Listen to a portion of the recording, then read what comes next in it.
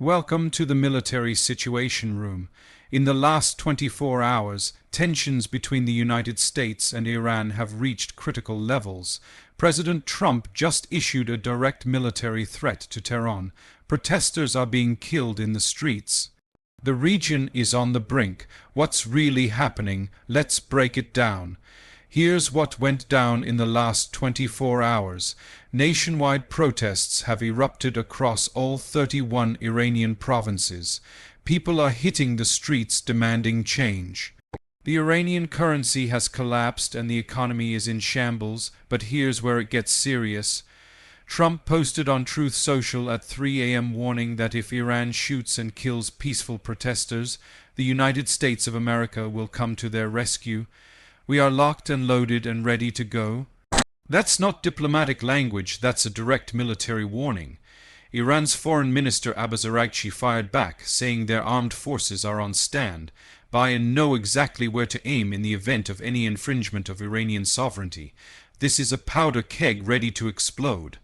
So what's Trump's game plan? His Iran strategy rests on three pillars. First, maximum economic pressure. Trump's bringing back the exact same playbook from his first presidency with crushing sanctions, oil export bans, and economic isolation. The Iranian economy is already on its knees with inflation predicted to hit 60%. Second, military deterrence. Here's the kicker: the US and Israel already struck Iran's nuclear facilities back in June 2025. They destroyed over 40 Iranian air defense systems in the first 24 hours, and Iran's nuclear program was severely damaged. But now Netanyahu, who says Israel will not allow Iran to rebuild its missile or nuclear programs, and Trump echoed this, saying if Iran tries to rebuild, we're going to have to knock them down. Third, supporting regime change. This is where things get unprecedented. Trump is publicly backing Iranian protesters. Previous presidents avoided this because they didn't want activists accused of working with the West, but Trump doesn't care. He's going all in. A White House official clarified Trump's post was a strong warning, with no immediate military action planned, but the message is clear: America is watching. Why is Trump escalating now? Three reasons. First, the nuclear threat. Iran's uranium enrichment is dangerously close to weapons grade, and the US and Israel can't allow a nuclear Iran, period. Second, regional weakness. Iran's axis of resistance is crumbling.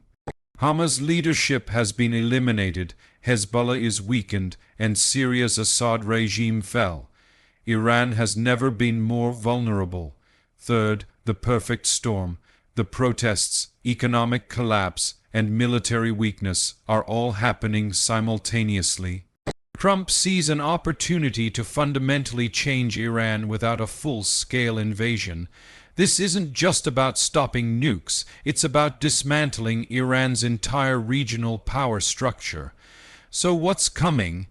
Three scenarios. First, negotiations. Trump mentioned Iran called to negotiate, and if Tehran backs down, we could see talks. But Trump's starting position is total surrender of nuclear ambitions. Second, limited strikes.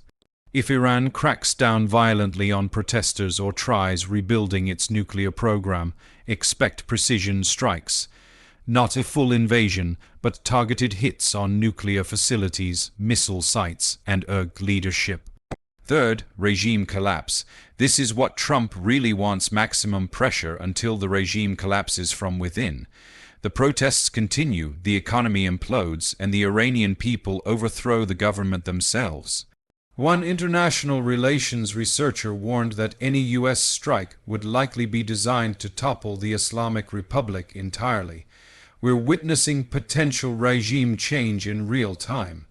But here's the danger. Iran won't go quietly, and they've got options. Missile strikes on US bases, attacks through proxy forces, and closing the Strait of Hormuz, which would send oil prices through the roof. Iran's National Defense Council warned they could carry out preemptive strikes if they detect preparations for an attack. And if this spirals, we're looking at a regional war involving Israel, potentially Saudi Arabia, and direct US-Iran military confrontation.